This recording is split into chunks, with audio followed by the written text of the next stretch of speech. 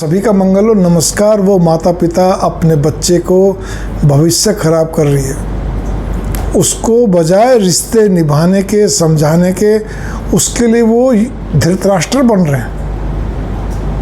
कितनी हैरानी की बात है। जो मजबूत व्यक्ति है, जिंदा दिल व्यक्ति भी, लेकिन वहमी है साथ में। हर एक में एक आदि को कमी रहती है, वहमी है। इसलिए अपने बच्चे के खातिर, वहमी होने के खातिर वो धृतराष्ट्र बनकर अपने, उसकी पत्नी भी इस तरह के, तो पत्नी के कहने में आकर, औरों कहने में आकर, और परिवार के अंदर एक अजीब स्थिति पैदा करते हैं बजाय संभालने के।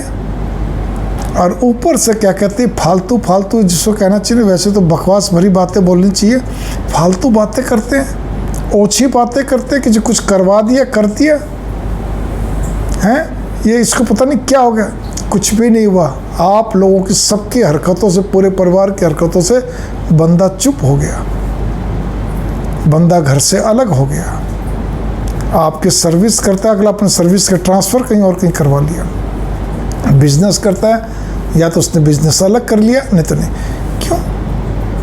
आपका बच्चा बहुत बड़ा लाट साहब है क्या? उसको अगर गालियां जब तक नहीं पड़ेंगी तब तक उसको समझ में नहीं आनी है। और अगर बड़े पिताजी ने अगर गाली दे दी है तो क्या आफत होगी, मुझे ये बता दो। रोज़ भी देते तो भी क्या हो गया?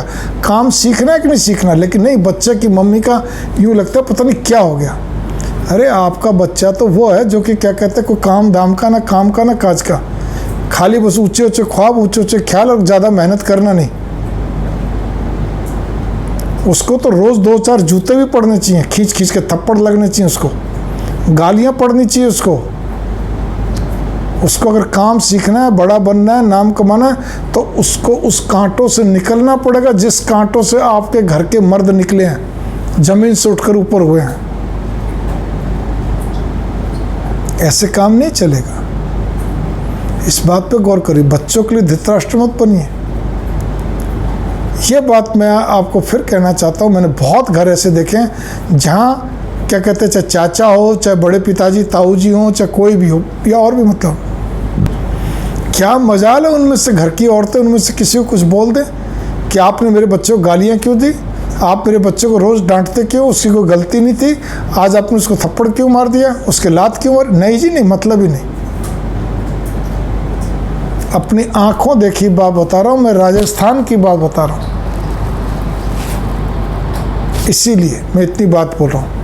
और आज वो बच्चे इतना अच्छा कमा रहे हैं क्योंकि उन्होंने सब चीज़ सह ली। ये कितनी बड़ी बात है।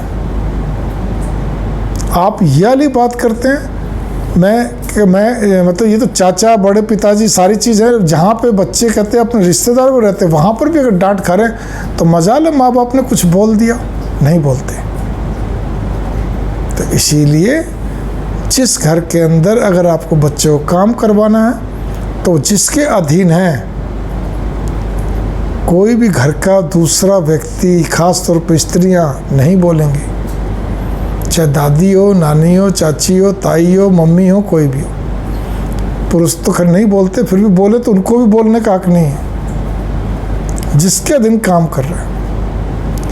यहाँ तक आते कि मैं तो कहूँगा, अगर बच्चा अपने पिता के अधीन काम कर रहा है, पिता खूब गालियाँ दे दे काम कराता है और वो बच्चा रोता घर आता, तो भी माँ को बोलने का हक नहीं है कि इतना बच्चे का कि नहीं, तुम्हें काम सीखना है, बड़े बनना, तो अपना पिता के अंडर में रह काम सीखो, गलती तुम्हारी है, चाहे भले ही हो चाहे ना हो, आपको समझ में लगे नहीं, कुछ ना कुछ तो होगा, जब भी तो डांट पड़ती है।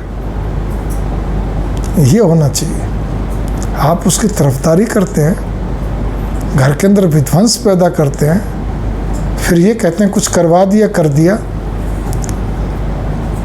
कैसे पार पड़ेगी? नहीं पड़ेगी। इसलिए ध्यान दीजिए, बहुत ज़रूरी। इससे घर टूटते हैं, मनों में फ़र्क आता है। मंगल कामना। नमस्कार।